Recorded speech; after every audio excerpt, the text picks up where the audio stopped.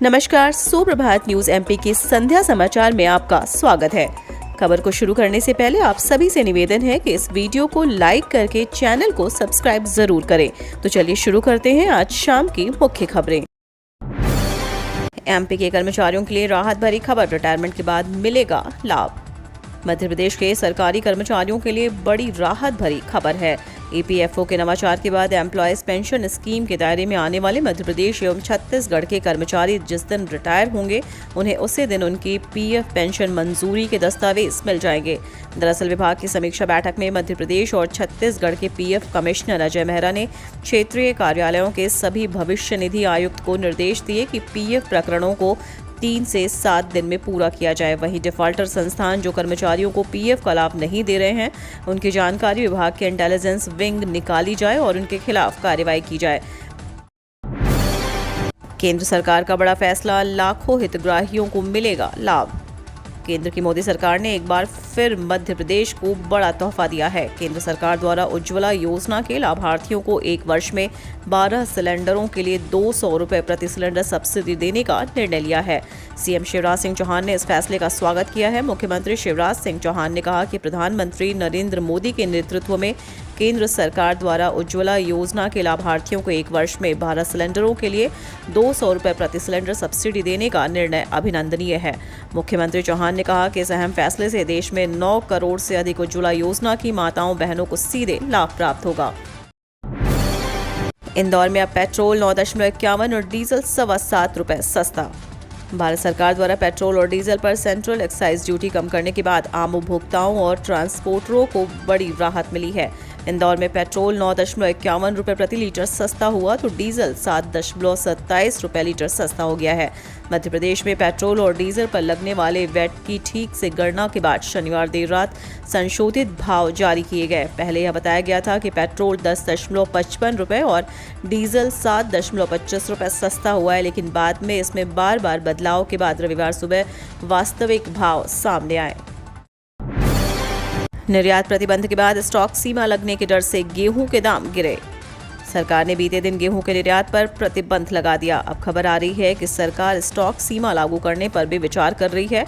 केंद्रीय खाद्य व नागरिक आपूर्ति विभाग से इस बारे में खबरें बाहर आ रही हैं। केंद्र सरकार 5 जून के बाद गेहूं पर स्टॉक सीमा का निर्धारण कर सकती है।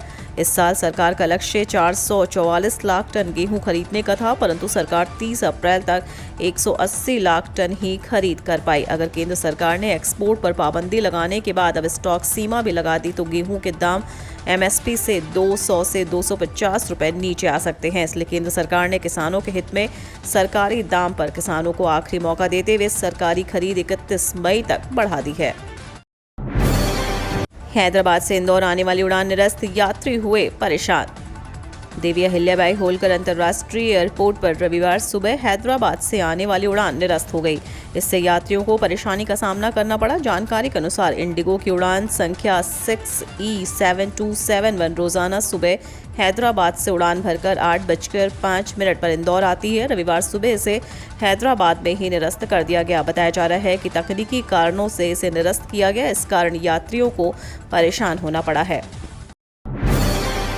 25 मई को सूर्य के रोहिणी नक्षत्र में जाते ही बिगड़ेंगे हालात। इस बार नौतपा ज्योतिष की दृष्टि में अच्छा संकेत नहीं दे रहे हैं, क्योंकि 25 मई को सूर्य के रोहिणी नक्षत्र में जाते ही आंधी तूफान के साथ ही आपदाओं की स्थिति भी बन रही है, जो अच्छा साबित नहीं होगा। यह स्थिति कई क्षेत्रों में अशुभ संकेत की ओर इशारा कर रही है। इस साल नौतपा 25 मई दिन बुधवार से शुरू होकर 2 जून गुरुवार तक रहेगा। नौतपा के 9 दिन में सूर्यदेव प्रचंड स्वरूप में रहते हैं। इस दौरान भीषण गर्मी होती है। जब सूर्यदेव रोहिणी नक्षत्र में गोचर करते हैं तब नौतपा प्रारंभ होता है। रोहिणी नक्षत्र में आते ही पृथ्वी का तापमान बढ़ने लगता है। इस समय में सूर्यदेव 14 दिनों के लिए रोहिणी नक्षत्र में आते हैं। इनमें से शुरू के 9 दिन सबसे गर्म होते हैं, जिसे नौतपा के रूप में जाना जाता है। सीएम शिवराज सिंह चौहान की खुफिया टीम जुटा रही भ्रष्ट अधिकारियों की सूची। मुख्यमंत्री शिवराज सिंह चौहान ने शनिवार को सुबह 6:30 बजे खंडवा और डंडौरी जिलों के कलेक्टर के साथ वीडियो कॉन्फ्रेंसिंग के माध्यम से बैठक की। इस दौरान जब उन्होंने भ्रष्ट अधिकारियों की सूची खंडवा कलेक्टर को सौंपी तो सारे अधिकारी चौंक गए। दरअसल मुख्यमंत्री ने बैठक से पहले सारा फीडबैक लिया था। भ्रष्ट अधिकारियों की जानकारी जुटाने के लिए मुख्यमंत्री अलग अलग तरीके से फीडबैक जुटा रहे हैं। इसके लिए उनकी एक खुफिया टीम भी काम कर रही है। प्रधानमंत्री आवास योजना में गड़बड़ी को लेकर शिकायतें मिली हैं। मुख्यमंत्री ने साफ कहा कि प्रधानमंत्री आवास में कोई पैसा ना खाने पाए, इसमें गड़बड़ी बर्दाश्त नहीं करूंगा। पेट्रोल डीजल को लेकर राज्य सरकारों से मंत्री सिंधिया की अपील।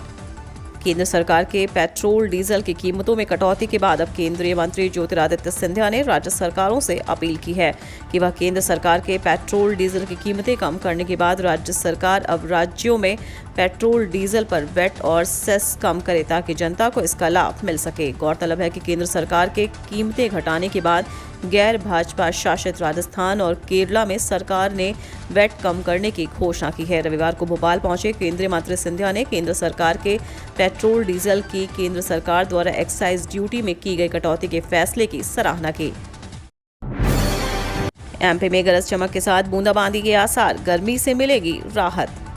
भीषण गर्मी और लू के बीच अब एमपी में नया पश्चिमी विक्षोभ एक्टिव होने जा रहा है, जिसमें मौसम में बदलाव देखने को मिलेगा। इससे 22 और 23 मई के आसपास गरज चमक और तेज आंधी के साथ बारिश होने का अनुमान है। बढ़ती गर्मी के बीच अच्छी खबर यह है कि 23 मई से माहौल तेजी से बदलेगा, जिससे तापमान में 2 से 3 डिग्री सेल्सियस तक की गिरावट आएगी। दरअसल मौसम विभाग की माने तो आज 22 मई को पाकिस्तान की ओर से आया एक पश्चिमी विक्षोभ मध्य प्रदेश से होकर गुजरेगा। इसके साथ ही राजस्थान से उत्तरी छत्तीसगढ़ और ओडिशा के कुछ हिस्सों के ऊपर एक द्रोणिका भी बनी हुई है। इन दोनों के परिणाम स्वरूप ही मध्य प्रदेश में प्री मानसून गतिविधियां शुरू हो रही हैं।